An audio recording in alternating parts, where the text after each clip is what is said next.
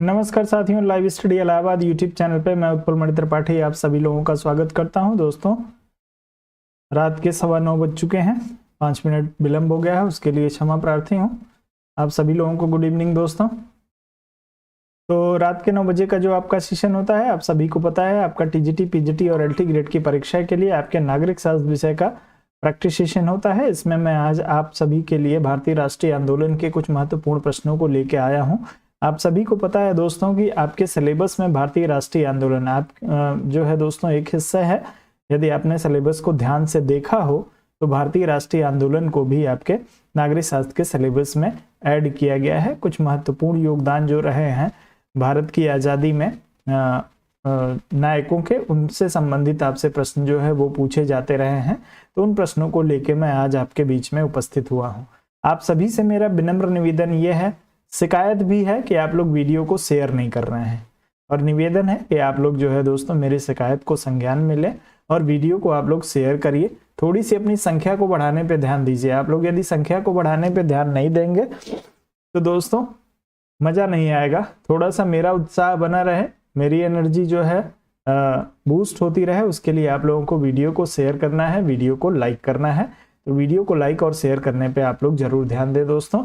साथ ही बात करेंगे, यदि इस सेशन के मेंबरशिप को आप लेना चाहते हैं तो दोस्तों 250 रुपए का शुल्क है। इसके लिए 250 रुपए का पेमेंट करके आप लोग मेंबरशिप ले सकते हैं। 7007701847 इस नंबर पे आपको 250 रुपए का भुगतान करना पड़ेगा। साथ ही आप सभी को पता है कि आप लोगों के लिए टेस्ट सीरीज का प्रोग्राम जो है वो शुरू किया जा रहा है। तो जो लोग टेस्ट सीरीज ज्वाइन करना चाहते हैं टीजीटी पीजीटी के लिए, वो लोग जो है दोस्तों डिस्क्रिप्शन बॉक्स में एक टेलीग्राम के ग्रुप का लिंक दिया गया है, वहां से आप उस लिंक को से जो है उस ग्रुप को ज्वाइन कर लीजिए।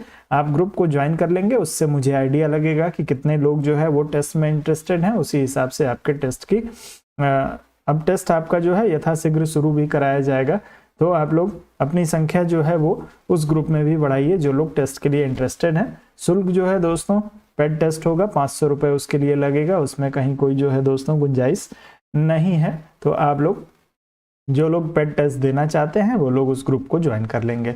अब चलेंगे सीधे अपने सेशन की तरफ दोस्तों, और आज के सेशन के पहले प्रश्न को हम लोग उठाएंगे। आज के सेशन का जो पहला प्रश्न है, आप सभी लोगों के लिए इसको एडजस्ट कर देता हूं। आप लोग ध्यान से इस प्रश्न को पढ़ेंगे और उसके बाद उत्तर करने का प्रयास करेंगे। सभी प्रश्नों को ध्यान से पढ़ के और तभी आप लोग उत्तर करें, जल्दीबाजी की जरूरत नहीं है।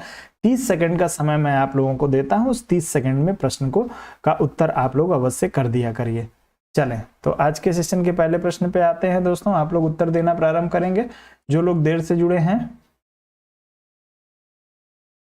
चलिए, बहुत बहुत धन्यवाद जो लोग वीडियो को लाइक कर देते हैं। फिर भी अभी भी बहुत सारे लोग हैं, यदि आप लोग स्वयं देख सकते हैं कि जो जितने सारे लोग अभी तक वीडियो पर जुड़े हैं उतने भी लाइक्स नहीं आए हैं। तो आप लोग वीडियो को लाइक करिए। सभी लोगों से निवेदन है, जो लोग वीडियो को लाइक कर देते हैं उनसे मेरी कोई शिकायत नहीं है। बस बाकी जो लोग वीडियो को लाइक नहीं करते हैं, मुझे बार बार जो है आप लोग फोर्स करते हैं कि सर आप कहिए, उसमें आप ही का समय जो है वो बर्बाद होता है। चलें, प्रश्न आपको दिया है, निम्न में से किसे भारतीय राष्ट्रवाद का पैगंबर तथा आधुनिक भारत का पिता कहा जाता है। आप लोगों को अपना उत्तर तेजी से करना है इस प्रश्न के लिए। राजा राममोहन राय, विवेकानंद, महात्मा गांधी और पंडित जवाहरलाल नेहरू। आपके पास 4 विकल्प हैं, चारों में से किसी एक को चुनिए और तेजी से उत्तर करने का प्रयास करिए। चलें, ए विकल्प के लिए आप सभी का उत्तर आना शुरू हो गया है। जो लोग राजा राममोहन राय की बात कर रहे हैं उन सभी का उत्तर जो है बिल्कुल सही हो जाएगा। प्रश्न में आपको 2 उपाधियां इनकी दी हुई हैं, एक राष्ट्रवाद का पैगंबर और दूसरा आधुनिक भारत का पिता। इसके अलावा किसी और नाम से इनको संबोधित किया जाता है। आप लोग राष्ट्रवाद का पैगंबर या आधुनिक भारत का पिता राजा राममोहन राय को कहा जाता है, इसमें कहीं कोई समस्या नहीं है। लेकिन यदि इसके अलावा किसी और भी नाम से इनको संबोधित किया जाता हो तो आप लोग एक बार तेजी से कमेंट करके मुझे बताने का प्रयास करेंगे। चले,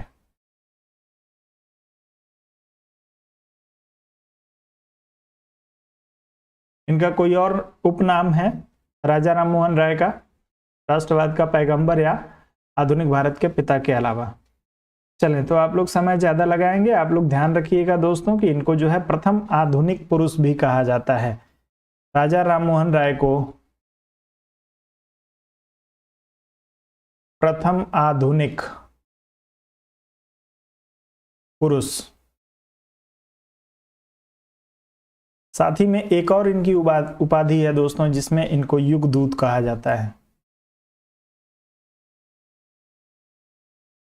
तो आप इनकी उपाधियों को याद रखेंगे, आपसे जो है वो प्रश्न पूछे जाते हैं। कभी आपसे राष्ट्रवाद का पैगंबर पूछा जा सकता है, कभी आधुनिक भारत का पिता पूछा जाता है, प्रथम जो है वो आधुनिक पुरुष पूछा जा सकता है, और युगदूत पूछा जा सकता है। ये 4 उपाधियां इनके नाम के साथ जुड़ी हुई हैं। इन चारों को आप लोग ध्यान में रखेंगे। उत्तर आपका ए विकल्प के लिए बिल्कुल सही हो जाएगा, जो लोग इसमें ए विकल्प का चुनाव कर रहे होंगे। आगे बढ़ते हैं। अगला प्रश्न जो आपको दिया है, सर्वप्रथम किसने अपने लेख के माध्यम से स्वराज की मांग उठाई थी? राजा राम मोहन राय, रामकृष्ण परमहंस, स्वामी विवेकानंद, दयानंद सरस्वती। चारों में से किसी एक का चुनाव करिए। उत्तर तेजी से करने का आप लोग प्रयास करेंगे। चलें, सर्वप्रथम अपने लेख के माध्यम से स्वराज की मांग किसने उठाई है? उत्तर तेजी से करना है आप लोगों को।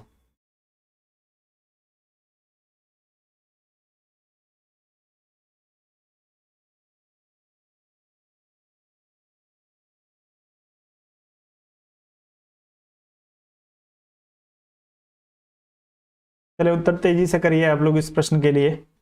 सर्वप्रथम किसने अपने लेख के माध्यम से स्वराज की मांग उठाई है? आप लोगों का समय जो है यहाँ पे समाप्त हो रहा है। अभी तक किसी का उत्तर नहीं आ रहा है इस प्रश्न के लिए।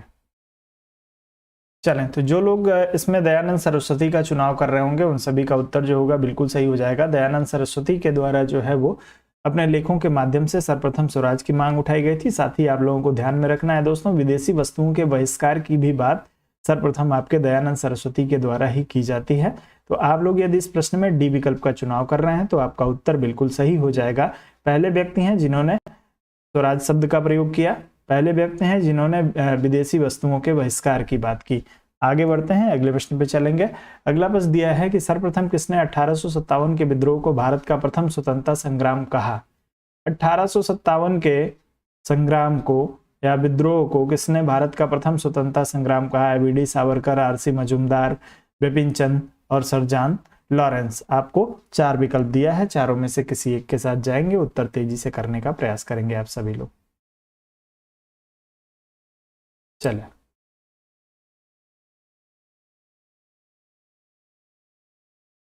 1857 का जो सैनिक विद्रोह है, कुछ लोगों ने उसे सैनिक विद्रोह कहा, उसे कुछ लोगों ने उसे जो है वो प्रथम स्वतंत्रता संग्राम कहा।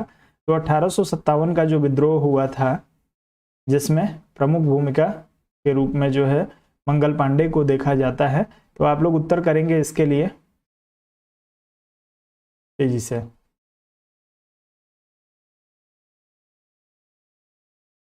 चलें, सभी लोगों का उत्तर ए विकल्प के लिए वीडी सावरकर के लिए आ रहा है। तो वीडी सावरकर महोदय के द्वारा जो है 1857 के विद्रोह को प्रथम जो है वो स्वतंत्रता संग्राम कहा गया है। स्वतंत्रता की पहली लड़ाई के रूप में इन्होंने इसको अपनी पुस्तक the Indian wars of independence, पुस्तक का नाम आप लोग जरूर याद रखेंगे। वीडी सावरकर की पुस्तक का नाम है the Indian wars of independence 1857 इनकी पुस्तक का नाम है, जिस पुस्तक में इन्होंने आपके 1857 के विद्रोह को जो है प्रथम स्वतंत्रता संग्राम कहा था। तो आपसे प्रश्न जो है घुमा के भी पूछा जा सकता है कि वीडी सावरकर ने अपनी किस पुस्तक में 1857 के विद्रोह को प्रथम स्वतंत्रता संग्राम कहा है? तो उसके लिए आपको पुस्तक का नाम याद रखना पड़ेगा। पुस्तक के साथ आप लोग जो है दोस्तों इसको ध्यान रखेंगे, क्योंकि प्रश्न यदि घुमा दिया गया तो समस्या थोड़ी बहुत बढ़ सकती है, इसलिए आप लोग पहले से अलर्ट रहेंगे इसके लिए। The Indian war of independence में इन्होंने इसको सुनियोजित स्वतंत्रता संग्राम का की उपाधि दी थी 1857 के विद्रोह को। आगे बढ़ते हैं, अगले प्रश्न पे चलेंगे। अगला प्रश्न आपको दिया है कि निम्न कानूनों में से, चलिए इसको थोड़ा सा मैं एडजस्ट करता हूँ, निम्न में से किस कानून द्वारा ईस्ट इंडिया कंपनी ने सत्ता ब्रिटिश साम्राज्य को हस्तांतरित कर दी गई? आपको बताना है किस कानून के माध्यम से जो है दोस्तों सत्ता को हस्तांतरित किया गया था ब्रिटिश संसद को। ईस्ट इंडिया कंपनी ने जो है यह स्थानांतरण किया था। आपको भारत सरकार अधिनियम 1858 दिया है, भारत सरकार 1861 का अधिनियम दिया है, आपको 1876 का टैलिस एक्ट दिया हुआ है, रॉयल टैलिस एक्ट, और आपको इंडियन काउंसिल एक्ट 1892 दिया है। तेजी से किसी एक का चुनाव करिए और उत्तर करिए आप लोग सभी लोग।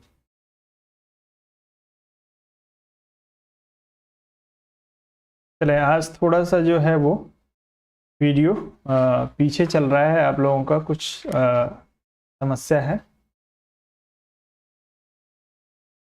चले, कोई बात नहीं।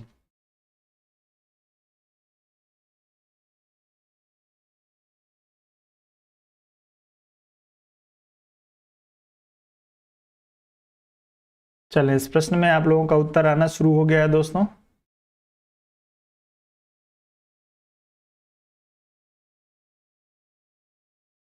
बिल्कुल, तो जो लोग भारत सरकार अधिनियम 1858 की बात कर रहे होंगे, आप सभी को पता है दोस्तों कि 1857 की क्रांति के बाद से जो है दोस्तों ब्रिटिश संसद को एक मौका मिल गया था कि वो ईस्ट इंडिया कंपनी से जो है वो शासन को अपने हाथों में ले ले, क्योंकि ईस्ट इंडिया कंपनी की शासन व्यवस्था को जो है वो चैलेंज कर दिया था भारतीय क्रांतिकारियों ने। और यहाँ पे ब्रिटेन की महारानी को एक मौका मिला और उन्होंने जो है वो ईस्ट इंडिया कंपनी को कहा कि आप लोग जो है ऐसा करिए कि अब सत्ता आप जो है राजनीतिक सत्ता हमारे हाथ में आप दे दीजिए। तो 1857 के विद्रोह के बाद से 1858 का जो अधिनियम आता है उसमें आप सभी को पता है कि भारत की जो सत्ता है वो ईस्ट इंडिया कंपनी के हाथों से सीधे चली जाती है ब्रिटिश क्राउन के हाथ में। तो आपका उत्तर इस प्रश्न में ए विकल्प के लिए बिल्कुल सही है। आगे बढ़ते हैं, अगले प्रश्न पे चलेंगे। जी, कैनिंग उस समय जो है वायसराय थे। 1857 का जो घोषणा पत्र था इन्होंने इलाहाबाद में पढ़ के सुनाया था, तो आप लोग इसको भी ध्यान रखेंगे। अगला प्रश्न दिया है, भारत में प्रतिनिधि सरकार की नींव किस अधिनियम द्वारा पड़ी थी? भारत में प्रतिनिधि सरकार के लिए उत्तर करेंगे आप सभी लोग। भारत परिषद अधिनियम 1892, भारत सरकार अधिनियम 1935, भारत परिषद अधिनियम 1861 और सुधार अधिनियम 1909। किसी एक विकल्प का चुनाव करिए और तेजी से उत्तर करने का प्रयास करेंगे आप सभी लोग।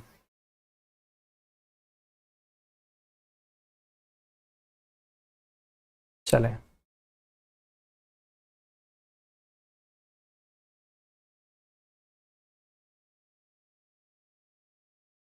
चले अच्छी बात है, आप लोग उत्तर करिए तेजी से। तो दोस्तों पूछा गया है कि भारत में प्रतिनिधि सरकार की नींव जो है किस अधिनियम के द्वारा पड़ी है। तो इसमें जो लोग भारत परिषद अधिनियम 1861 का चुनाव करेंगे, बहुत बार करा चुका हूं इस प्रश्न को, तो आप लोग इस प्रश्न में सी विकल्प का यदि चुनाव कर रहे हैं तो आप सभी का उत्तर जो होगा बिल्कुल सही हो जाएगा। प्रतिनिधि सरकार की नींव, भारतीयों को जो है वो प्रशासन में स्थान इत्यादि जो है वो 1861 के अधिनियम के द्वारा ही दिया गया। भारतीयों का प्रशासन में सहयोग यहीं से शुरू होता है 1861 के अधिनियम से ही। चलें, आप लोग इस प्रश्न को ध्यान रखेंगे। और विधानसभाओं को विधि बनाने का अधिकार भी यदि आपसे पूछा जाता है तो वो भी 1861 के अधिनियम के तहत ही मिला है, तो आप लोग ध्यान रखेंगे सी विकल्प के साथ उत्तर आपका बिल्कुल सही होगा। अगले प्रश्न पे चलते हैं। अगला प्रश्न आपको जो दिया है वो दिया है कि जब वर्नाकुलर प्रेस एक्ट पारित किया गया तब भारत का गवर्नर जनरल कौन था? वर्नाकुलर प्रेस एक्ट के लिए आप लोग जो है दोस्तों उत्तर करेंगे तेजी से कि वर्नाकुलर प्रेस एक्ट को पारित करते समय जो है वो गवर्नर जनरल कौन था। तेजी से उत्तर करेंगे ईयर सहित, किस ईयर में वर्नाकुलर प्रेस एक्ट पारित हुआ है, गवर्नर जनरल कौन रहा है, तेजी से उत्तर करेंगे। चलें,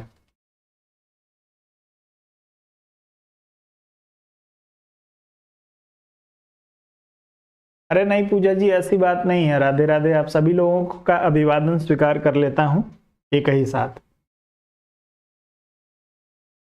चले उत्तर करें, जब वर्नाकुलर प्रेस एक्ट पारित किया गया तब भारत का गवर्नर जनरल कौन था? आप लोगों को उत्तर करना है इस प्रश्न के लिए।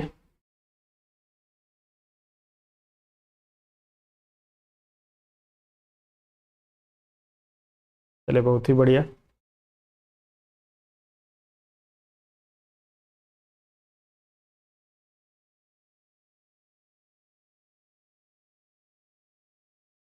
ईयर के लिए अभी तक किसी का कमेंट नहीं आया कि किस ईयर में ये पारित हुआ है।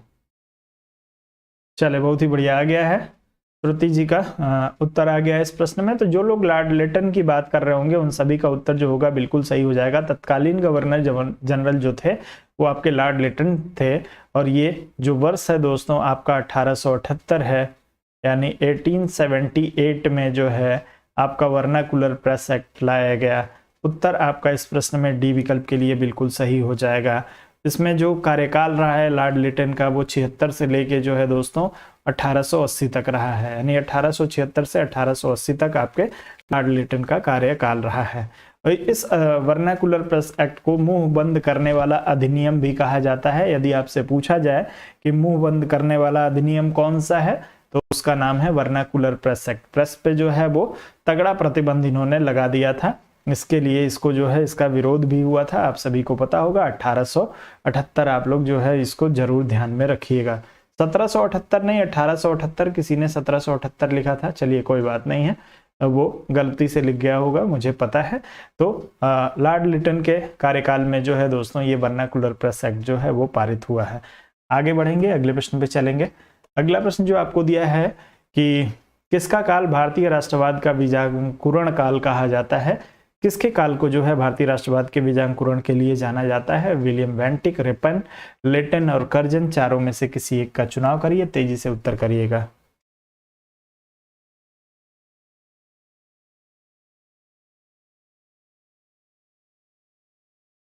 जी,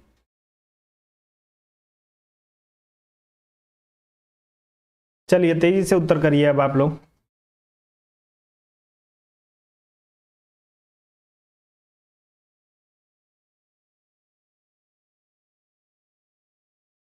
भारतीय राष्ट्रवाद का बीजांकुरण काल। जी बिल्कुल, मुझे पता है, गलती से वो आप लिखना कुछ और चाह रहे थे और लिख दिया। मुझे मैं कहीं कोई गुंजाइश नहीं है, मैं अभी समझ जाता हूं कि कहाँ पे गलती हुई है। चले, बहुत ही बढ़िया। तो जो लोग इसमें लॉर्ड लिटन की बात कर रहे होंगे उन सभी का उत्तर जो होगा बिल्कुल सही हो जाएगा। लॉर्ड लिटन के काल में भारतीय राष्ट्रवाद का जो है वो बीजांकुरण होगा, आप सभी को पता है। लॉर्ड लिटन की जो है दोस्तों दमनकारी नीतियों के खिलाफ जो है वो भारतीय यहाँ पे थोड़े से ज्यादा संगठित, आपको इससे पहले की अपेक्षा थोड़े ज्यादा संगठित आपको देखने को मिलेंगे। वहीं साथ ही साथ जो है दोस्तों आईसीएस की जो परीक्षा होती थी उसमें आयु सीमा को भी जो है वो घटाने का काम लॉर्ड लिटन के कार्यकाल में ही हुआ था। आप लोग ध्यान रखिएगा, 21 वर्ष से घटा के उसको 19 वर्ष कर दिया गया था। तो ये सारी चीजें जो है वो, जी बिल्कुल। तो 1876 से 1880 के बीच का जो समय है वो भारत में राष्ट्रवाद के बीजांकुरण के काल के रूप में जाना जाता है। गवर्नर थे उस समय लॉर्ड लिटन महोदय। उत्तर आपका इस प्रश्न में सी विकल्प के लिए बिल्कुल सही होगा। आगे बढ़ते हैं, अगले प्रश्न पे चलेंगे। अगला प्रश्न दिया है, भारतीय राष्ट्रीय कांग्रेस का निर्वाचित प्रथम यूरोपीय अध्यक्ष था। भारतीय राष्ट्रीय कांग्रेस में प्रथम निर्वाचित यूरोपीय अध्यक्ष का नाम आपको बताना है। कौन था अध्यक्ष, कब निर्वाचित हुआ था, आप लोगों को उत्तर करना है तेजी से। A O Hume, George Yule, Alfred Webb, Annie Besant. तेजी से आप लोग उत्तर करिए इस प्रश्न के लिए।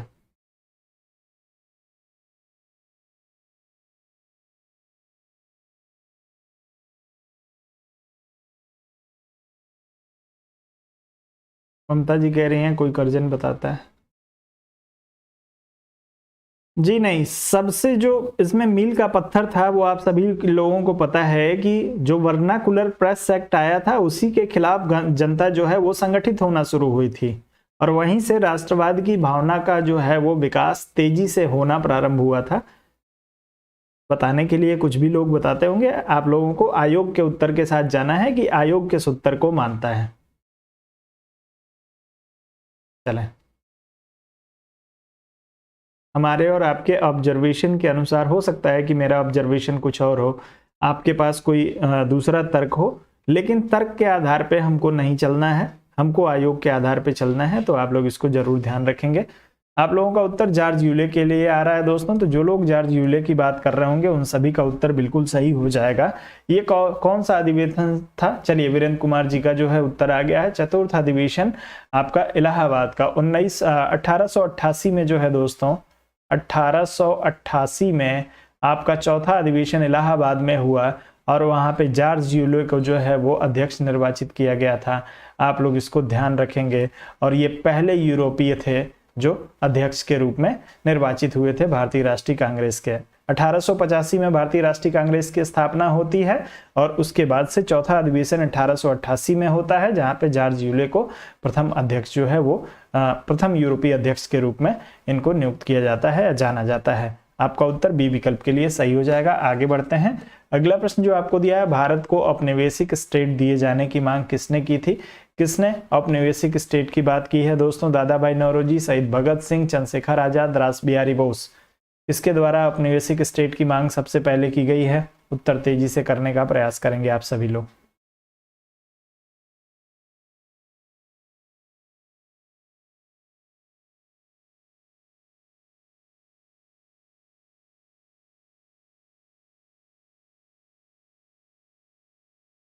चलें,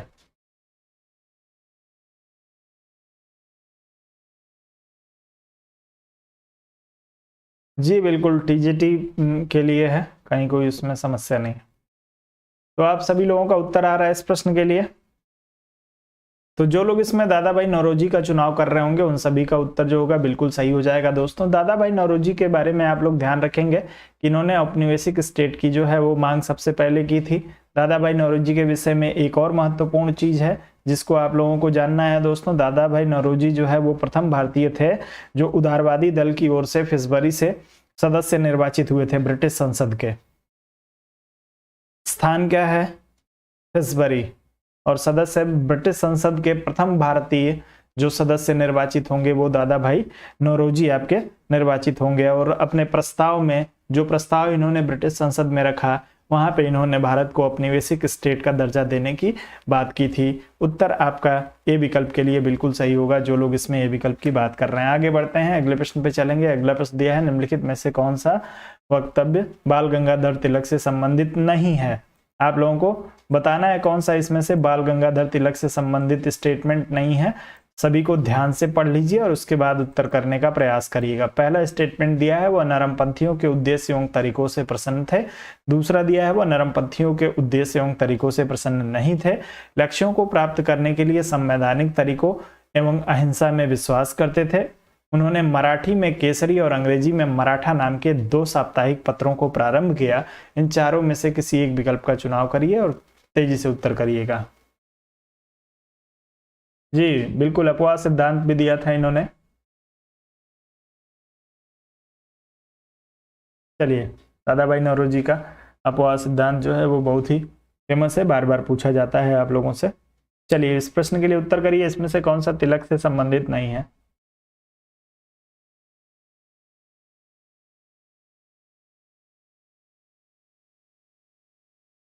चलें, बिल्कुल। तो ध्यान रखेंगे दोस्तों, ये नरमपंथी जो है वो विचारधारा से इनका संबंध नहीं था। जी बिल्कुल, टीजीटी की है। टीजीटी में सवाल पूछे जाते हैं भारतीय राष्ट्रीय आंदोलन से। कितनी बार बताऊं आप लोगों को, शुरू में ही आप लोगों को ध्यान दिला दिया है। सिलेबस को एक बार आप लोग जरूर अपने ध्यान से देख लें, बिना सिलेबस को देखे आप लोग पढ़ाई ना करें। तो प्रमुख भारतीय राष्ट्रीय आंदोलन के नेताओं को आप लोगों को पढ़ना है और ये प्रश्न जो है वो उसी से संबंधित है। चलें, तो दोस्तों इनका संबंध जो है वो बाल गंगाधर तिलक को उग्रवादी परंपरा का या गरमपंथी परंपरा का जो है वो विचारक माना जाता है। इन्होंने नरमपंथियों की तरीके से सिर्फ बातचीत को जो है वो साधन बनाने का के समर्थक ये नहीं रहे। हमेशा जो है इन्होंने नरमपंथियों के विचारों का विरोध किया है। तो आपका उत्तर जो होगा वो पहले विकल्प के लिए सही हो जाएगा। ये इनके नरमपंथियों के विचारों के समर्थक नहीं थे। हमेशा आप लोगों को ध्यान में रखना है। ये संवैधानिक तरीकों में भी विश्वास करते थे और इनका मानना था कि जहां जरूरत पड़े वहां हिंसा भी करना आवश्यक है। यदि ये नहीं किया जाएगा तो आज़ादी में बहुत ही देर लगेगी या बहुत ही ज़्यादा समय लग जाएगा। और इनकी जो पत्रिका है दोस्तों, मराठी में केसरी और अंग्रेजी में मराठा नाम की 2 पत्रिकाओं का ये संपादन कर रहे थे, इन्होंने निकाल रहे थे। तो आपका उत्तर इस प्रश्न में ये 3 स्टेटमेंट आपके तिलक के लिए बिल्कुल सही दिए हुए हैं। सिर्फ पहला स्टेटमेंट आपके लिए यहाँ पे गलत दिया हुआ है क्योंकि इसमें कहा गया है नरमपंथियों के उद्देश्य एवं तरीकों से प्रसन्न थे। ये नरमपंथियों के उद्देश्य एवं तरीकों दोनों का समर्थन नहीं करते थे। तो आपका उत्तर चूंकि नहीं के लिए पूछा गया है तो आपका ए विकल्प के लिए सही हो जाएगा जो लोग ए विकल्प की बात कर रहे हैं। चलिए आगे बढ़े।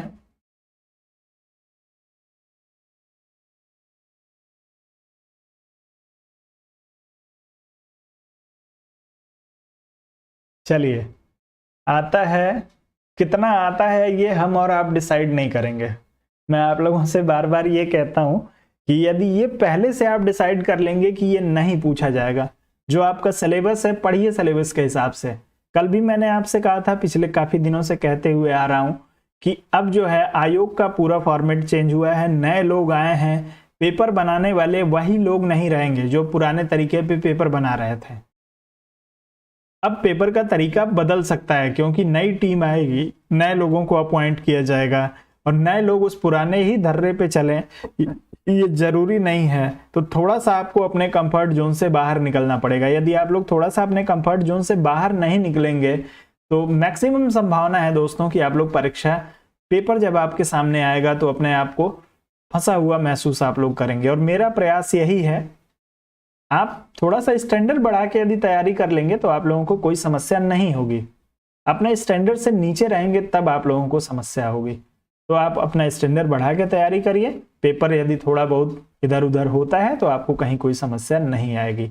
बस उसी पुराने पैटर्न पे, जैसे मैं बहुत सारे जो है वो संस्थानों का वीडियो मैं भी देखता हूँ, वो लोग कर क्या रहे हैं, प्रीवियस ईयर पेपर को आप लोगों को सिर्फ टीजीटी पीजीटी के पेपर को बार बार घुमा के आप लोगों को करा रहे हैं, उन्हीं प्रश्नों को बार बार रटवा रहे हैं। मैंने लगभग जो है 270 क्लास में आप लोगों की कंप्लीट करने वाला हूँ। 270 क्लास में मैंने सब कुछ आप लोगों को कराया है। अब थोड़ा बहुत सिलेबस को ब्रॉड करना मेरी जिम्मेदारी है। यदि ब्रॉड नहीं करूंगा तो हो सकता है कि यदि थोड़ा बहुत इधर उधर हुआ तो आप लोग फिर शिकायत करने लगते हैं कि सर आपने कराया था और प्रश्न नहीं आया। तो कम से कम मेरे अनुभव का या मेरे भरोसे का थोड़ा सा फायदा आप लोग उठा लीजिए, आपको कोई समस्या नहीं आएगी इसमें। चलिए, चांदी की बाड़ी वाला वक्ता आप लोगों से पूछा गया है।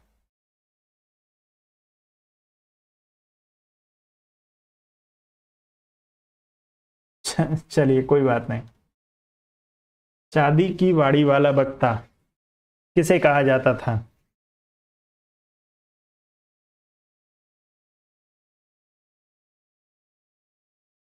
सब लोग बी विकल्प की बात कर रहे हैं, गोपाल कृष्ण गोखले। चलिए बहुत ही बढ़िया।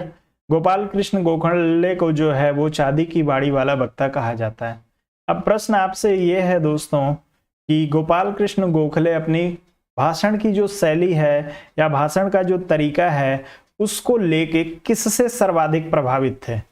वो कौन सा व्यक्ति है जिससे गोपाल कृष्ण गोखले सर्वाधिक प्रभावित हुए थे, जिसकी वजह से इनको उपाधि मिली चांदी की बाड़ी वाला वक्ता? जब ये जो है दोस्तों सदन में बोला करते थे, चांदी की बाड़ी वाला वक्ता कहने का प्रमुख कारण ये है कि जब ये सदन में बोला करते थे उस समय सदन पूरा शांत हो जाया करता था, इनके बारे में ऐसा माना जाता है, और सभी लोग इनकी बातों को बहुत ही ध्यान से सुना करते थे, जिसकी वजह से इनको चांदी की बाड़ी वाला वक्ता कहा जाता है। इनके बारे में जो है दोस्तों एक लॉर्ड कर्जन का स्टेटमेंट है, मैं आगे अभी आप लोगों को बताऊंगा। पहले आप लोगों को ये बताना है कि ये किससे प्रभावित थे, इनकी भाषा शैली जो है वो किससे प्रभावित रही है। आपके राजनीतिक विचारक हैं एक, मैं आपको क्लू दे देता हूं, आप लोग तेजी से उत्तर करिए उसके लिए। चलें,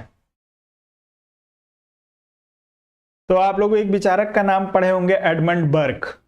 एडमंड बर्क महोदय की भाषा शैली से ये प्रभावित थे दोस्तों।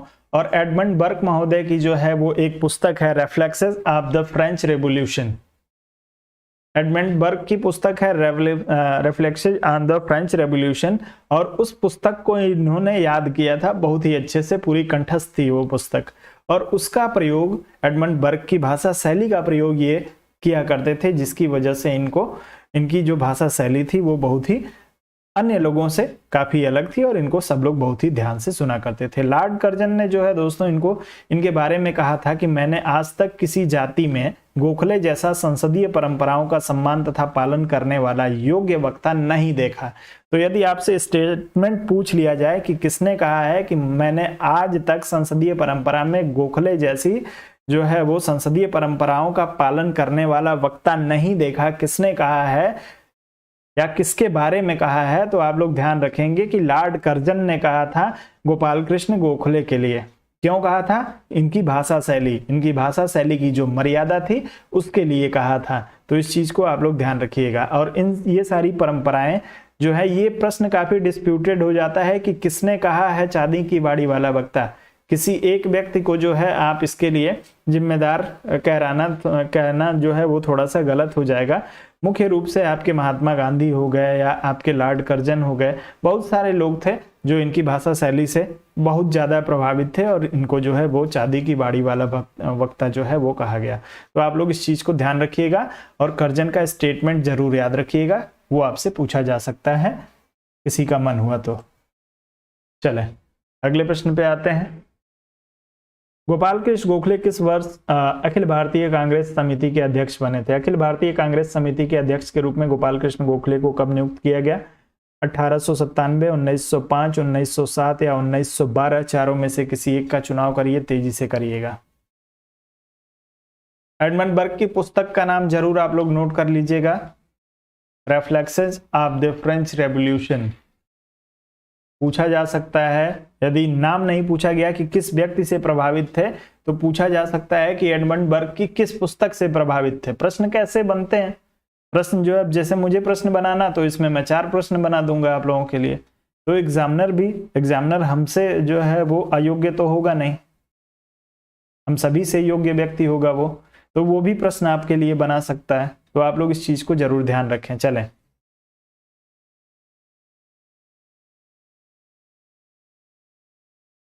तो जो लोग इस प्रश्न में जो है दोस्तों 1905 की बात कर रहे होंगे, 1905 का जो अधिवेशन हुआ था दोस्तों वाराणसी में हुआ था, आप सभी को पता है। वाराणसी अधिवेशन ये 21वां वार्षिक अधिवेशन था। सभी लोगों को ध्यान होगा वाराणसी का अधिवेशन 1905 का बहुत ही महत्वपूर्ण अधिवेशन है, आप लोगों को सबको ध्यान रखना चाहिए।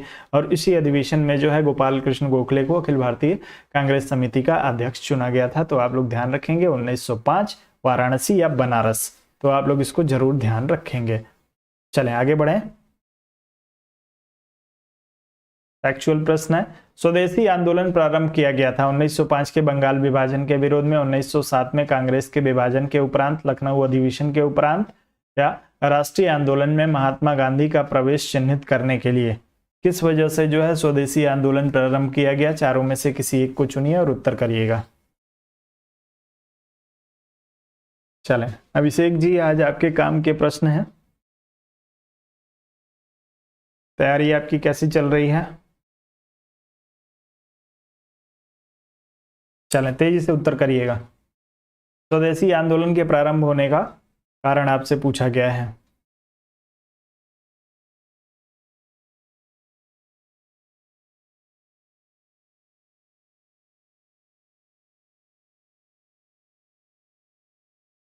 बहुत ही बढ़िया। तो जो लोग दोस्तों इसमें 1905 के बंगाल विभाजन की बात कर रहे होंगे, उन सभी का उत्तर जो होगा बिल्कुल सही हो जाएगा दोस्तों।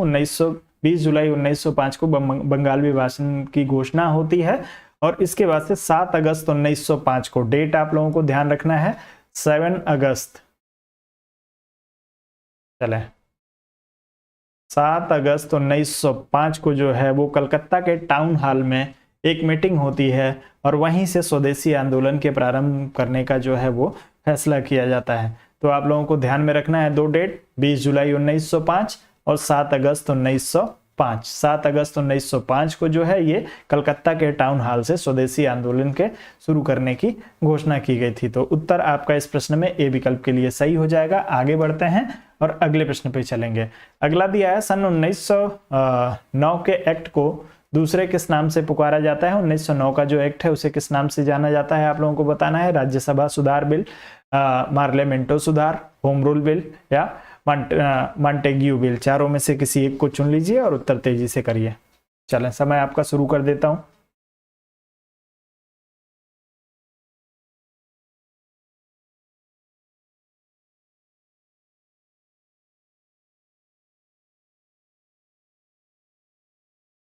चले उत्तर करिए तेजी से। वीडियो को लाइक और शेयर करें दोस्तों, अभी भी बहुत सारे दोस्तों ने वीडियो को लाइक नहीं किया है, तो आप सभी से निवेदन है कि आप लोग वीडियो को लाइक और शेयर कर दीजिए। आपका लाइक और जो शेयर है वो मेरे लिए एनर्जी बूस्टर का कार्य करता है, और उसमें लाइक और शेयर करने में आपके अकाउंट बैलेंस से पैसा भी नहीं कटना है, तो आप लोग कर सकते हैं। चले, बहुत ही बढ़िया। तो दोस्तों आप सभी लोग इसमें मार्लेमेंटो की बात कर रहे हैं, जितने लोग इसमें मार्लेमेंटो की बात कर रहे होंगे उन सभी का उत्तर जो होगा बिल्कुल सही हो जाएगा। लॉर्ड कर्जन के स्थान पे जो है दोस्तों आपके मिंटो महोदय को, लॉर्ड मिंटो को भारत का वायसराय नियुक्त किया गया था, आप सभी को पता है। और उसी समय जो है दोस्तों आपके जॉन मार्ले जो है इनको राज्य सचिव नियुक्त किया गया, और इन दोनों ने मिलकर जो 1909 का जो सुधार जो एक्ट प्रस्तुत किया उसे मार्लेमेंटो सुधार के नाम से जाना जाता है। मार्ले जो है दोस्तों माफ करेंगे, जब हम लॉर्ड मिंटो की बात करते हैं तो आप लोग इसको ध्यान जरूर रखिएगा कि इसमें लॉर्ड मिंटो जो हैं वो आपके वायसराय हैं, और आपके जॉर्ज मार्ले की जब हम लोग बात करते हैं तो जॉर्ज मार्ले जो है दोस्तों आपके राज्य सचिव हुआ करते थे, और इन दोनों के जो प्रयास थे उसको हम लोग मार्लेमेंटो सुधार के नाम से या 1909 के अधिनियम के नाम से भी जानते हैं। तो उत्तर आपका इस प्रश्न में बी विकल्प के लिए मार्लेमेंटो सुधार के लिए बिल्कुल सही हो जाएगा। आगे बढ़ते हैं, अगला प्रश्न। जो है वो द्वैत शासन प्रणाली राज्य में लागू की गई थी? आप लोगों को उत्तर करना है, राज्य में द्वैत शासन प्रणाली कब लागू की गई? चलें,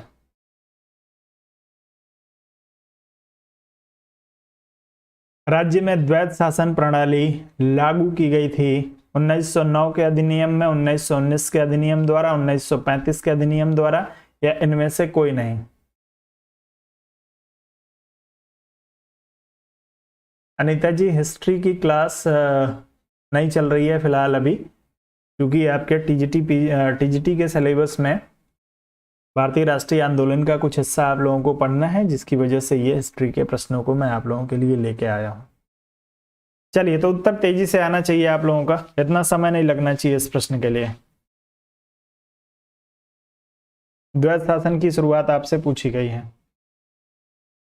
चले बिल्कुल, तो जो लोग 1919 के अधिनियम की बात कर रहे होंगे उन सभी का उत्तर जो होगा बिल्कुल सही हो जाएगा। 1919 का जो अधिनियम है दोस्तों, इसमें राज्यों में द्वैत शासन लगाया गया था। साथ ही बात करेंगे दोस्तों, 1935 में जो है राज्यों में द्वैत शासन को समाप्त किया गया और आपके सेंटर में यानी केंद्र में द्वैत शासन को जो है वो लागू किया गया। तो दोनों को याद रखेंगे, द्वैत शासन को जो है राज्यों में लागू किया गया 1919 में, इसको समाप्त किया गया 1935 में, और 1935 से ही केंद्र में द्वैत शासन प्रणाली की शुरुआत होती है। तो दोनों चीजों को याद रखिएगा। फिलहाल इस प्रश्न में राज्यों के लिए पूछा गया है, तो राज्यों में द्वैत शासन जो है 1919 के अधिनियम के तहत जो है वो लागू किया गया था। उत्तर आपका इस प्रश्न में जो होगा वो बिल्कुल सही हो जाएगा, जो लोग इसमें बात कर रहे होंगे। चलें, वायसराय बता देंगे आप लोग क्या एक बार तेजी से? चलिए, ध्यान हो तो आप लोग कमेंट करके बता दीजिएगा। गवर्नर जनरल कौन था? रॉलट एक्ट किस वर्ष में पारित किया गया? रॉलट एक्ट के लिए उत्तर करेंगे।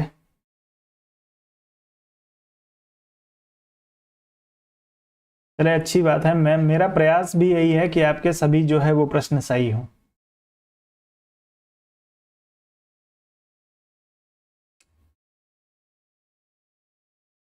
कुबेर जी, पुनः विचार कर रहा हूं आप लोगों के इस ज्योग्राफी के सेशन के लिए। चलिए, उत्तर करिए आप लोग, रॉलट एक्ट किस वर्ष पारित हुआ है?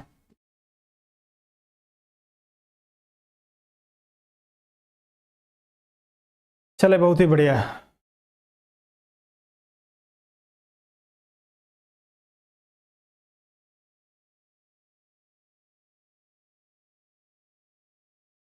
मॉन्टेस्क्यू चेम्सफोर्ड के सुधारों के नाम से जाना जाता है उसको। जी बिल्कुल, आप लोगों का जो उत्तर आ रहा है वो सही आ रहा है। अब आ जाइए रॉलट एक्ट पे आप लोग।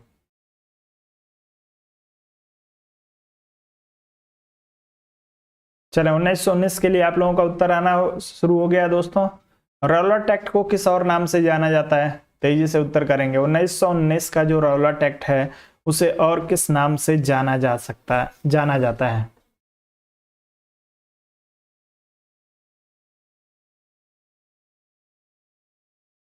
रॉलट एक्ट को किस नाम से जाना जाता है? और इसके खिलाफ में जो है दोस्तों, महात्मा गांधी ने एक आंदोलन चलाया था। उस आंदोलन को जो है उसकी शुरुआत कब हुई आप लोग बता दीजिए, जिसे सत्याग्रह सभा कहा जाता है। महात्मा गांधी ने रॉलट एक्ट के विरोध में सत्याग्रह सभा की शुरुआत की थी, कब से हुई है? जी बिल्कुल, काला कानून के नाम से जाना जाता है, बिना वकील बिना दलील के नाम से जाना जाता है। दो नाम है इसके। जी, तो 1919 में जो है दोस्तों ये रॉलट एक्ट आएगा। जी बिल्कुल, तो आपका उत्तर जो होगा बिल्कुल सही हो जाएगा। 17 मार्च 1919 को रॉलट एक्ट जो होगा नामक कानून आएगा। इसके विरोध के लिए महात्मा गांधी जी ने जो है वो सत्याग्रह सभा की शुरुआत की। एक राष्ट्रव्यापी आंदोलन था। चलें, बिल्कुल। कितने तारीख से शुरुआत हुई है महात्मा गांधी इसके विरोध में? महात्मा गांधी ने जो आंदोलन शुरू किया है, जी काला कानून भी कहते हैं।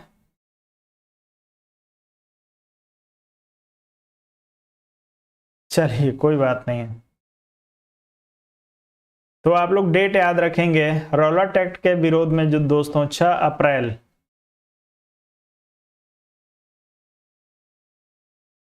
6 अप्रैल 1919 को जो है भारत देश भर में एक हड़ताल की शुरुआत की गई थी।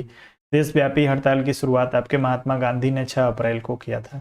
डेट आपसे पूछा जाता है कि देशव्यापी हड़ताल रौलट एक्ट के विरोध में आपके देशव्यापी हड़ताल की शुरुआत किस तारीख को की थी महात्मा गांधी ने, तो 6 अप्रैल को जो है इसकी शुरुआत गांधी जी ने की थी।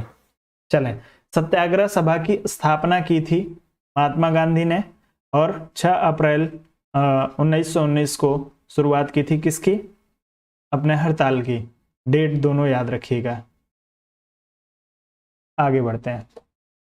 1919 में जलियांवाला बाग की जांच के लिए जो समिति गठित की गई वह जानी जाती है, किस नाम से जानी जाती है?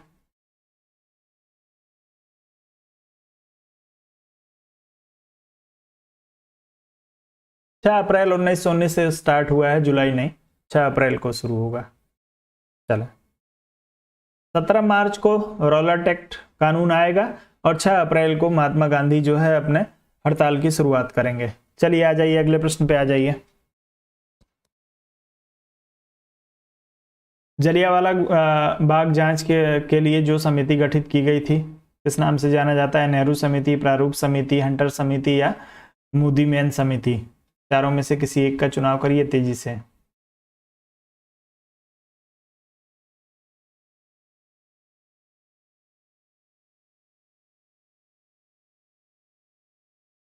चले, बहुत ही बढ़िया।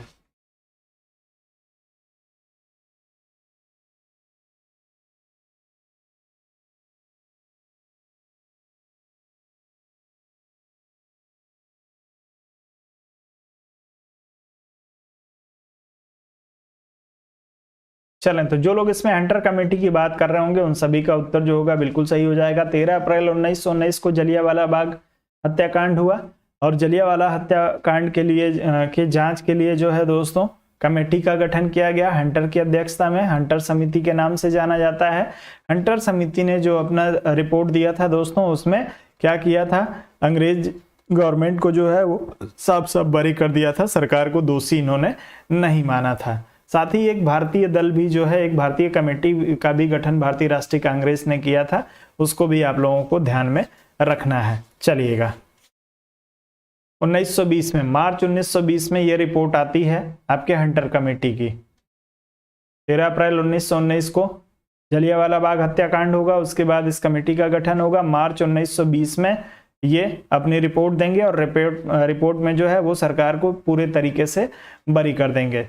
6 मेंबर थे, जी बिल्कुल 6 मेंबर थे इसमें हंटर कमेटी में। आगे बढ़ते हैं। अगला प्रश्न आपको दिया है, प्रश्न को थोड़ा सा एडजस्ट करना पड़ेगा।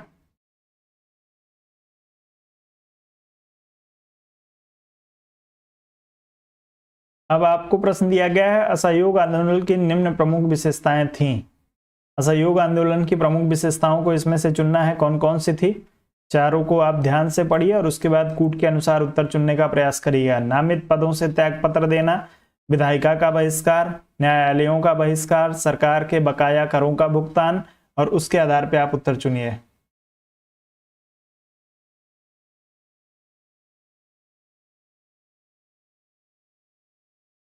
जी बिल्कुल, बहुत ही बढ़िया। आसिफ खान जी ने कहा है 8 मेंबर थे, बिल्कुल सही आपने ध्यान दिलाया। 8 मेंबर थे, 3 भारतीय और 5 अंग्रेज। तो जो लोग 6 की बात कर रहे थे करेक्ट कर लीजिए एक बार, 8 सदस्य थे उसमें। चलिए आ जाइए अगले प्रश्न पे आइए, अब इसका उत्तर करिए आप लोग। असहयोग आंदोलन के निम्न प्रमुख विशेषताएं थीं। असहयोग आंदोलन की विशेषताओं का करिए।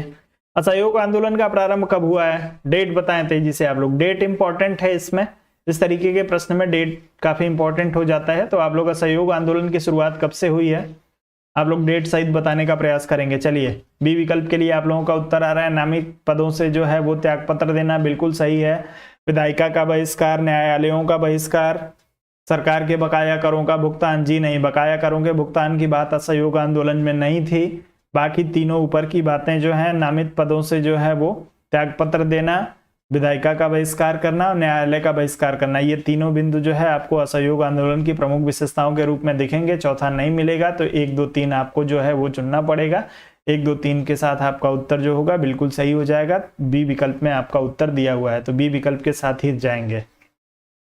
डी विकल्प का कुछ लोग चुनाव कर रहे हैं, डी विकल्प का चुनाव आपको नहीं करना है। पहला कि जो भी उपाधियां थी उनका जो है असहयोग आंदोलन जब शुरू किया गया तो जो भी नामित पद थे उनसे जो है वो क्या किया गया, नामित पदों को जो है वापस लौटाया गया, उससे त्यागपत्र दिया गया। और सरकार के बकाया करों को भुगतान करने की बात कहीं पे नहीं की गई है इसमें।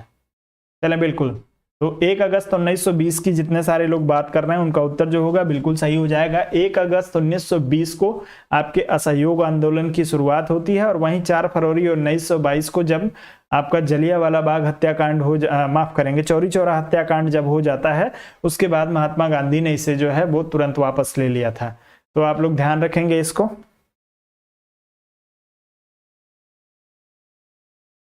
1 अगस्त 1920 को शुरुआत होगी और आपके चौरी चौरा हत्याकांड के बाद से इसको महात्मा गांधी वापस ले लेंगे। उत्तर आपका इस प्रश्न में बी विकल्प के लिए सही है। आगे बढ़ते हैं, अगले प्रश्न पे चलेंगे। प्रश्न अगला दिया है, असहयोग आंदोलन के एजेंडा में निम्नलिखित कार्यक्रमों में से क्या सम्मिलित नहीं था। जो असहयोग आंदोलन का एजेंडा है उसमें से क्या इसमें से एक जो है सम्मिलित नहीं है। विदेशी वस्तुओं का बहिष्कार, अदालतों का बहिष्कार, कानूनों की अवमानना, 1919 के अधिनियम के अंतर्गत चुनावों का बहिष्कार। नहीं के लिए आपको उत्तर करना है तेजी से। चलें तेजी से उत्तर करें, 30 सेकंड का समय लीजिए और उत्तर करिए आप लोग।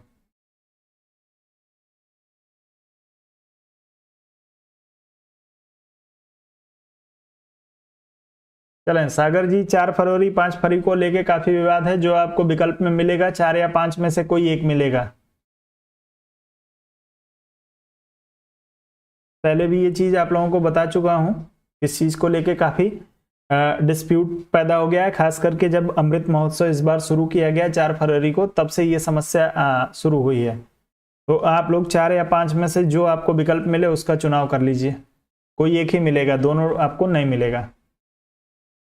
चलें, तो जो लोग इसमें कानूनों की अवमानना की बात कर रहे होंगे उन सभी का उत्तर जो होगा बिल्कुल सही हो जाएगा। असहयोग आंदोलन में कहीं भी महात्मा गांधी ने इस बात का समर्थन नहीं किया है कि जो कानून है उनकी अवमानना करना है। बाकी जो है दोस्तों, विदेशी वस्तुओं का बहिष्कार की बात शुरू हो गई थी, ऐसा अदालतों का बहिष्कार, जो भी सरकारी संस्थान थे उनके बहिष्कार की बात शुरू हो गई थी, लेकिन कानूनों की अवमानना की बात कहीं पर भी नहीं होती है। तो उत्तर आपका सी विकल्प के लिए सही है। आगे बढ़ते हैं, अगला प्रश्न आपको जो दिया है, फरवरी 1922 में असहयोग आंदोलन के अचानक स्थगित किए जाने पर निम्नलिखित में से किसने यह टिप्पणी की। क्या टिप्पणी की? जब जन उत्साह अपनी चरम सीमा पर पहुंच रहा था उस समय वापसी का आदेश देना एक राष्ट्रीय आपदा से कुछ भी कम नहीं था। या किसने कहा है दोस्तों असहयोग आंदोलन की वापसी पे? उत्तर करने का आप लोग तेजी से प्रयास करेंगे।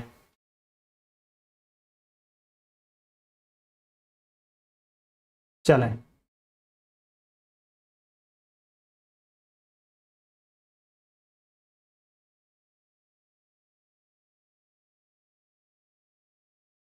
आप लोग यदि भारत सरकार के गजट को खारिज कर सकते हैं तो आप लोग कर दीजिएगा, मैं आपको सुझाव नहीं दूंगा। मैं आपको एक विकल्प दे रहा हूं, यदि आप लोग कुछ लोगों के अंदर सुपरमेसी साबित करने की आदत होती है,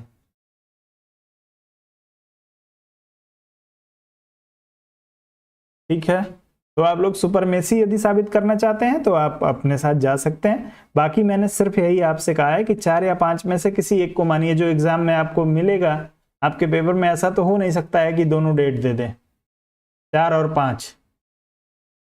तो अनावश्यक बात को आगे न बढ़ाएं, सीधे प्रश्न पे आइए, उत्तर करिए आप लोग। चलिए, आपको विकल्प दिया है दोस्तों इस प्रश्न में, बी विकल्प के लिए सही हो जाएगा। सुभाष चंद्र बोस जो है असहयोग आंदोलन के वापस लिए जाने के समर्थन में नहीं थे, इन्होंने इसका जो है वो विरोध किया था। तो सुभाष चंद्र बोस ने कहा कि जब जन उत्साह अपनी चरम सीमा पर पहुंच रहा था उस समय वापसी का आदेश देना एक राष्ट्रीय आपदा से कुछ भी कम नहीं था। उत्तर आपका इस प्रश्न में बी विकल्प के लिए सही हो जाएगा, जो लोग इसमें बी विकल्प की बात कर रहे हैं। आगे बढ़ते हैं, अगला प्रश्न दिया है, गांधी जी द्वारा चलाया गया बारदौली आंदोलन किसके विरुद्ध था। उत्तर करेंगे आप सभी लोग। बारदोली आंदोलन किसके विरुद्ध चलाया गया था भारत में? अंग्रेजी शासन, किसानों पर अन्याय, न्यायिक व्यवस्था, भूमि कर में अधिक वृद्धि। तेजी से उत्तर करिए। ठीक है सागर जी, आप 5 ही मान लीजिए, मैं गलत बता दिया है। ठीक है, उत्तर करिए। गांधी जी द्वारा चलाया गया बारदोली आंदोलन किसके विरुद्ध था?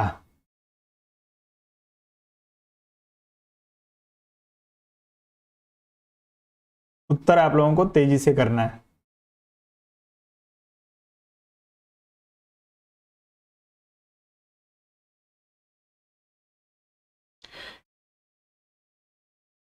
ईयर एक बार बता दीजिएगा बारदोली आंदोलन का, तेजी से आप सभी लोग ईयर सहित बताने का प्रयास करेंगे।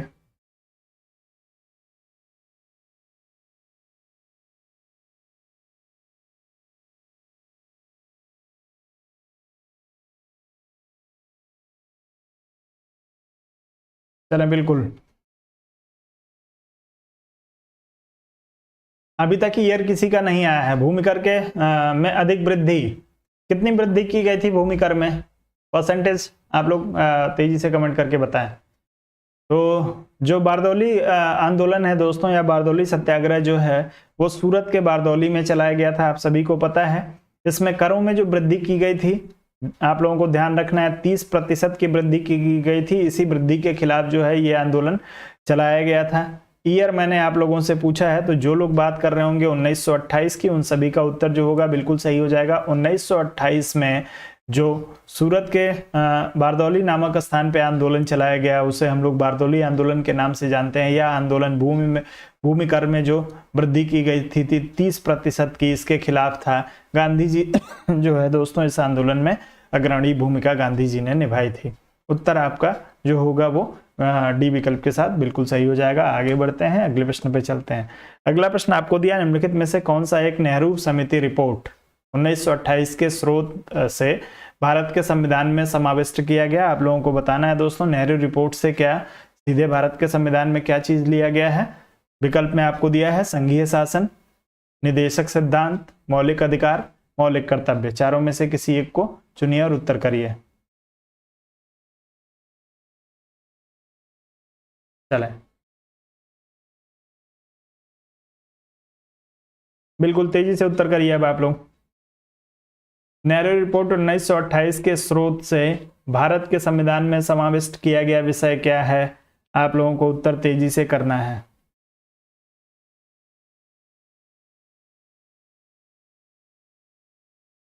कितने बिंदु थे नेहरू रिपोर्ट में? जो नेहरू रिपोर्ट 1928 का जो नेहरू रिपोर्ट है उसमें कितने बिंदु थे?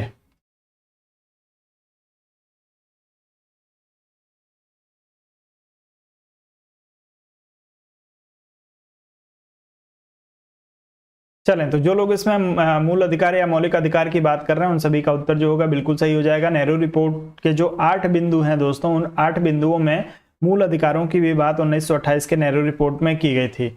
उसको जो है मूल अधिकारों का जो पूरा खाका है भारतीय संविधान में जो शामिल किया गया है, वो आपके 1928 के नेहरू रिपोर्ट से ही लिया गया था। तो उत्तर आपका इस प्रश्न में सी विकल्प के लिए सही होगा। जो लोग सी विकल्प के साथ जा रहे हैं, उत्तर बिल्कुल सही है। आगे बढ़ते हैं, अगला प्रश्न दिया है, भारत को पूर्ण आजादी एवं 26 जनवरी को स्वतंत्रता दिवस स्वीकार करने की मांग किसने की थी? 26 जनवरी को स्वतंत्रता दिवस स्वीकार करने की मांग किसने की है? आप लोगों को उत्तर करना है। गोपाल कृष्ण गोखले, सुरेंद्रनाथ बनर्जी, महात्मा गांधी, जवाहरलाल नेहरू। तेजी से उत्तर करेंगे इस प्रश्न के लिए, जितनी तेजी से संभव हो सके।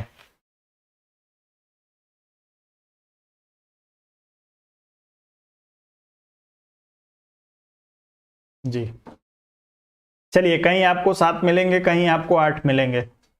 मूल रूप से 8 बिंदु हैं। 8 बिंदुओं वाला प्रस्ताव था नेहरू रिपोर्ट। आ जाइए,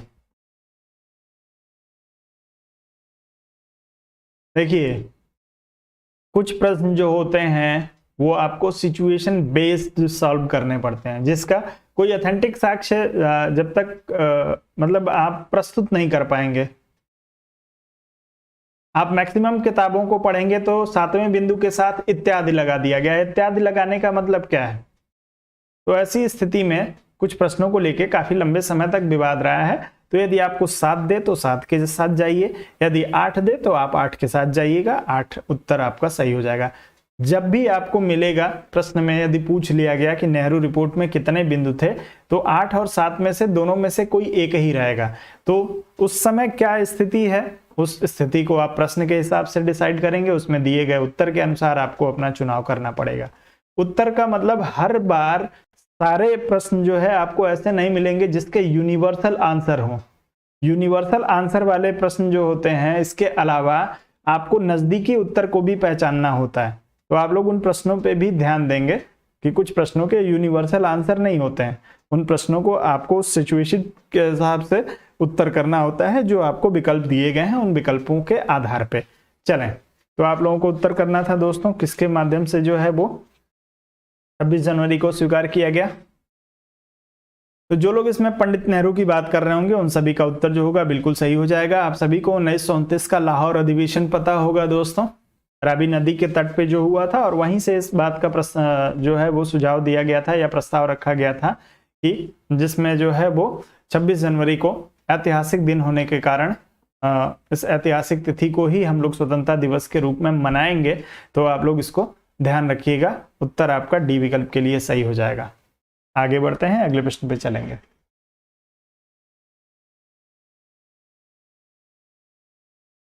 चलें आगे बढ़े, उत्तर करिए आप लोग।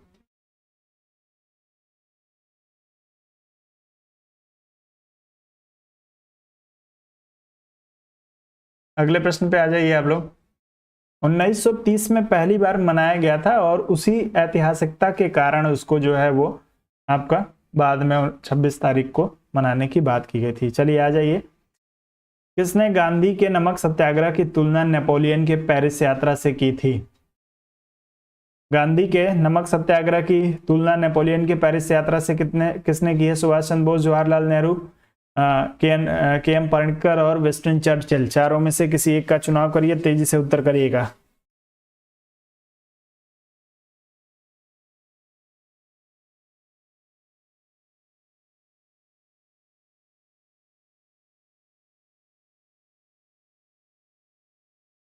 चलें, तो जो लोग इसमें सुभाष चंद्र बोस की बात कर रहे होंगे उन सभी का उत्तर जो होगा बिल्कुल सही हो जाएगा। सुभाष चंद्र बोस ने महात्मा गांधी के नमक सत्याग्रह और नेपोलियन के आपके पेरिस यात्रा की तुलना जो है वो की है। उत्तर आपका ए विकल्प के लिए सही हो जाएगा, जो लोग ए विकल्प के साथ जा रहे होंगे। तो आपसे प्रश्न यदि कभी पूछ लिया जाए कि किसने जो है पेरिस यात्रा की, या गांधी जी के अनुरूप जो है गांधी जी का नमक सत्याग्रह जो है उसके किससे प्रेरित था, तो आप मान सकते हैं ये भी एक सिचुएशनल ही प्रश्न हो सकता है यदि इस तरीके से पूछा गया तो नेपोलियन की जो पेरिस यात्रा है और गांधी जी का जो नमक सत्याग्रह है, इसकी आपस में तुलना की थी किसने? सुभाष चंद्र बोस ने। उत्तर आपका बिल्कुल सही हो जाएगा। आगे बढ़ते हैं। अगला दिया, भारत में एक पृथक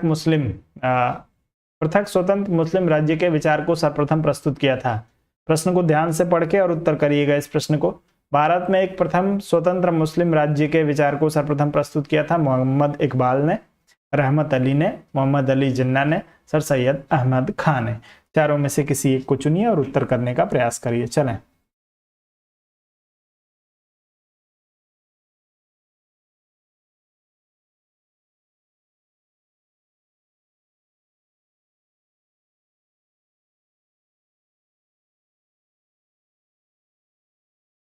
चलो उत्तर करें तेजी से आप लोग।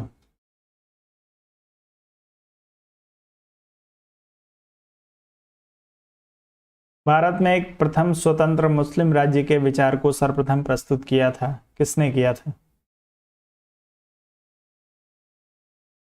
चलें, तो जो लोग इसमें बात कर रहे होंगे ए विकल्प का, उन सभी का उत्तर जो है मोहम्मद इकबाल के लिए बिल्कुल सही हो जाएगा। आप लोगों को ध्यान में रखना है दोस्तों कि 1930 में मुस्लिम लीग का एक अधिवेशन होता है। 1930, और ये आपका अधिवेशन जो होता है दोस्तों वो आपका इलाहाबाद में होता है। इलाहाबाद अधिवेशन में मोहम्मद इकबाल के द्वारा जो है वो एक पृथक मुस्लिम राज्य की बात की गई थी, स्वतंत्र मुस्लिम राज्य की, पाकिस्तान की मांग नहीं। ध्यान रखना है, भारत में ही एक स्वतंत्र मुस्लिम राज्य की डिमांड जो है 1930 में के इलाहाबाद अधिवेशन में की थी आपके मोहम्मद इकबाल ने। मोहम्मद इकबाल के बाद से जो है दोस्तों एक और नाम आता है और वर्ष है आपका 1933। 1933 में कैम्ब्रिज विश्वविद्यालय के एक छात्र हैं जिनका नाम है रहमत अली। रहमत अली ने पहली बार जो है वो पाकिस्तान शब्द का प्रयोग किया था। मुसलमानों के लिए एक अलग राज्य की जो बात आती है या आपसे पूछा जाता है पाकिस्तान शब्द का प्रयोग किसने किया है, तो 1933 में रहमत अली ने की है। मुसलमानों के लिए पृथक राज्य 1930 इलाहाबाद अधिवेशन, किसका अधिवेशन, आपके मुस्लिम लीग के अधिवेशन में, और पाकिस्तान शब्द का प्रयोग सर्वप्रथम आपके 1933 में रहमत अली कैम्ब्रिज विश्वविद्यालय के ये विद्यार्थी हुआ करते थे। इनकी एक पुस्तक है दोस्तों जिस पुस्तक में इन्होंने इसका प्रयोग किया है पाकिस्तान शब्द का, नाउ और नेवर। तो आप लोग ध्यान रखेंगे, नाउ और नेवर में इन्होंने पाकिस्तान शब्द का प्रयोग 1933 में किया है। आगे बढ़ते हैं, अगले प्रश्न पे चलेंगे। अगला प्रश्न जो आपको दिया है कि सविनय अवज्ञा आंदोलन के अंतर्गत गढ़वाल पलटन के जवानों ने जिस स्थान पर प्रदर्शनकारियों पर गोली चलाने से इनकार कर दिया था उस स्थान का चुनाव करना है आप लोगों को बताना है। अमृतसर, देहरादून, नैनीताल या पेशावर में से किस स्थान पे जो गढ़वाल पलटन के जो जवान थे उन्होंने आंदोलनकारियों पे जो है वो गोली चलाने से इनकार कर दिया था। सविनय अवज्ञा आंदोलन के दौरान ये घटना हुई थी जिसमें जो सैनिक थे उन्होंने भारतीय जो प्रदर्शनकारी थे उन पे गोली चलाने से मना कर दिया साफ साफ कि हम गोली नहीं चला सकते, ये हमारे भाई हैं। चले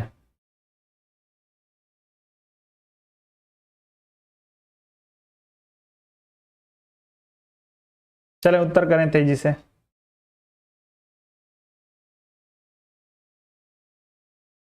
बहुत ही बढ़िया। तो जो लोग इसमें डी विकल्प का चुनाव करेंगे उनका उत्तर जो है बिल्कुल सही हो जाएगा डी विकल्प के साथ। सविनय अवज्ञा आंदोलन का नेतृत्व जो है वो आपके खान अब्दुल गफ्फार खां कर रहे थे पेशावर में, और उस समय जो है प्रदर्शनकारियों का और जो है वो सैनिकों का आमना सामना हुआ। सैनिकों को आदेश दिया गया गोली चलाने के लिए, लेकिन सैनिकों ने गोली चलाने से मना कर दिया था। स्थान था पेशावर। आप लोगों से पूछा जाता है, डी विकल्प के लिए उत्तर आपका बिल्कुल सही हो जाएगा। आगे बढ़ते हैं। अगला प्रश्न आपको दिया 1932 के सांप्रदायिक पंचायत का निम्न में से किसने विरोध किया था।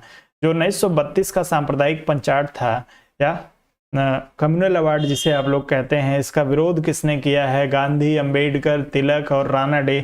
4 विकल्प आपके पास हैं, चारों में से किसी एक को चुन लीजिए और उत्तर तेजी से करने का प्रयास करिएगा। सांप्रदायिक पंचायत के लिए उत्तर करिए।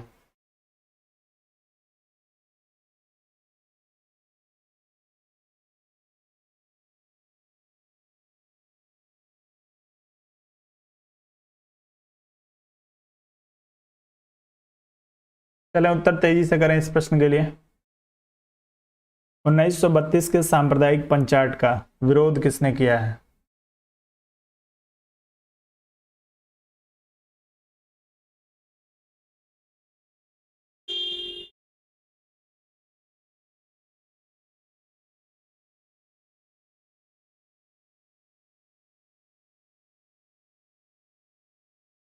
बहुत ही बढ़िया। तो आप लोगों का उत्तर आना शुरू हो गया दोस्तों। जो लोग इसमें एम के गांधी की बात कर रहे होंगे उन सभी का उत्तर जो होगा बिल्कुल सही हो जाएगा। रैमजे मैकडोनाल्ड जो थे दोस्तों, जिनके द्वारा सांप्रदायिक पंचायत लाया गया, आप सभी ने इसके बारे में पढ़ा होगा, कम्युनल अवार्ड या सांप्रदायिक पंचायत के बारे में। 1932 में जो है दोस्तों महात्मा गांधी इससे बहुत ही खफा हो गए, और इसके बाद से 1932 में ही, उस समय यरवदा जेल में बंद थे महात्मा गांधी, और जेल में इन्होंने पहली बार अपने पूरे जो है दोस्तों जीवन काल में पहली बार आमरण अनशन की जो भारत में इन्होंने शुरुआत की है। आमरण अनशन का जो पहला प्रयोग इनका है वो सांप्रदायिक पंचायत के खिलाफ ही है। तो यदि आपसे पूछा जाए कि महात्मा गांधी ने पहला आमरण अनशन किसके खिलाफ किया, सांप्रदायिक पंचायत के खिलाफ किया। कब किया, 1932 में। कहां किया, यरवदा जेल में। तो आप लोगों को इस चीज को जो है वो ध्यान रखना है। उत्तर आपका एम के गांधी के लिए बिल्कुल सही हो जाएगा। और इसके बाद से जो है दोस्तों इसी के परिणाम स्वरूप आपका जो होगा वो 24 सितंबर 1932 को एक समझौता होगा जिसे आप लोग गांधी अंबेडकर समझौता या पूना समझौता के नाम से जानते हैं। तो आपका उत्तर इसमें ए विकल्प के लिए सही है। आगे बढ़ते हैं। अगला प्रश्न आपको जो दिया है वो दिया है महात्मा गांधी के अनुसार अहिंसा है, कितने प्रकार की अहिंसा की बात जो है वो की है? उत्तर करिए। चले, कितने प्रकार की अहिंसा की बात महात्मा गांधी करते हैं? कौन कौन सी अहिंसा? अहिंसा के साथ आप लोग उत्तर करिएगा तेजी से, जितने तेजी से हो सके उतने जो है वो तेजी से उत्तर करेंगे। महात्मा गांधी ने कितने प्रकार की अहिंसा की बात की है?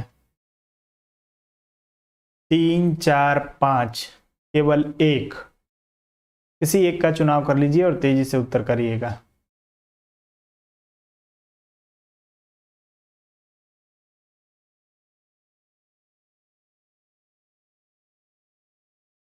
चलिए कोई बात नहीं है, मेहनत करिए, दूसरा सब्जेक्ट भी आपका तैयार हो जाएगा। यदि टॉपर हैं आप या कोई भी यदि अच्छा विद्यार्थी है तो उसको अप्रोच पता होगा पढ़ाई का, और जिसको अप्रोच पता है उसके लिए कोई भी सब्जेक्ट कमजोर नहीं रह सकता है। हाँ, समय की बात है, जब आपको जिस सब्जेक्ट की आवश्यकता है, यदि आप जिस सब्जेक्ट से टीजीटी पीजीटी देना चाह रहे हैं उन सब्जेक्ट को टारगेट करिए, सही अप्रोच का प्रयोग करिए, आपका दूसरा सब्जेक्ट भी तैयार हो जाएगा, घबराने की जरूरत नहीं है। चलें उत्तर करें तेजी से। कौन कौन से 3 हैं? चलें, 3 प्रकार की बात की है इन्होंने, जो लोग इसमें बात कर रहे होंगे। अब इससे ज़्यादा इंतजार मैं नहीं कर सकता आप लोगों का। महात्मा गांधी ने अहिंसा के 3 प्रकार की बात की है। तो आप सभी लोगों का उत्तर आना चाहिए इसके लिए। मनसा वाचा कर्मणा, मन से अहिंसा, वचन से अहिंसा और कर्म से अहिंसा, 3 तरह के अहिंसा की बात की है, और जो इसका सूत्र वाक्य है वो है मनसा वाचा कर्मणा। उत्तर आपका जो होगा इस प्रश्न में 3 प्रकार के लिए बिल्कुल उत्तर हो जाएगा, सही हो जाएगा, जो लोग इसमें बात कर रहे हैं। आगे बढ़ते हैं, अगले प्रश्न पे चलेंगे। अगला प्रश्न दिया है, सही विकल्प पहचानिए। गांधी और नेहरू के विचारों में भिन्नता थी, किंतु वे जिस अवधारणा को स्वीकार करते थे वह थी संसदीय लोकतंत्र, योजना द्वारा समाजवाद, पंथनिरपेक्ष समाजवाद की आवश्यकता और देश का विभाजन। तेजी से उत्तर करिए।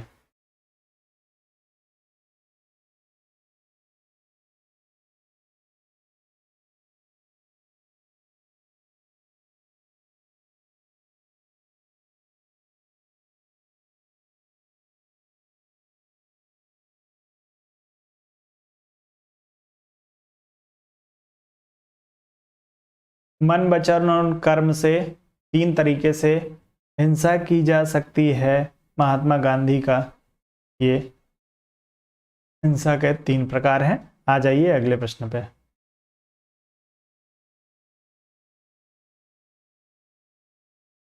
चलें, बुरा मत बोलो, बुरा मत करो और बुरा मत सुनो, इसके लिए 3 बंदरों का प्रयोग किया है महात्मा गांधी ने। सबको एक ही में ना मिला दीजिए आप लोग।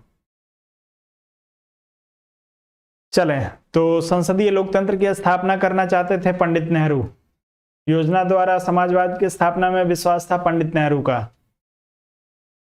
ठीक है, लेकिन पंथ निरपेक्ष समाज की आवश्यकता पे बल जो है नेहरू और आपके महात्मा गांधी दोनों ने दिया है, तो सी विकल्प आपका सही हो जाएगा।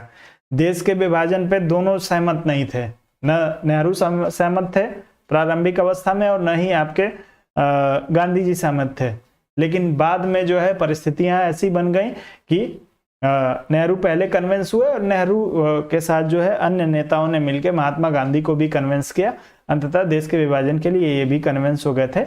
लेकिन इसमें आपको जो है सी विकल्प का चुनाव करना है।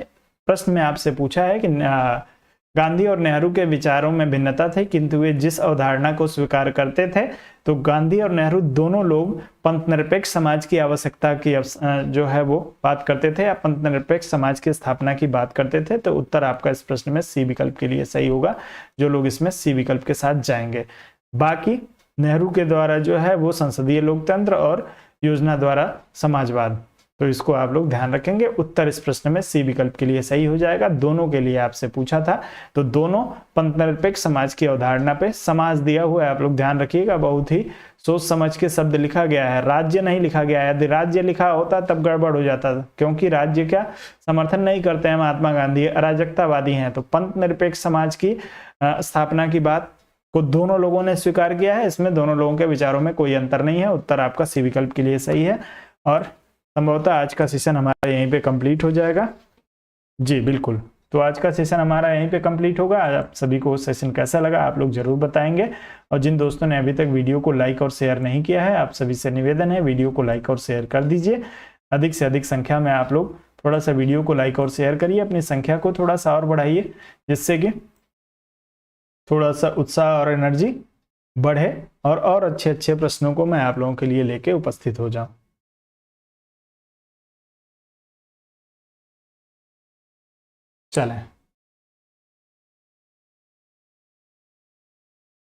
चलिए, तो फिलहाल के लिए उम्मीद है आप सभी लोगों को सेशन जो है वो पसंद आया होगा। तो आप लोग अपना अपना जो है विचार वो कमेंट करके शेयर कर सकते हैं, आपको सेशन पसंद आया या नहीं।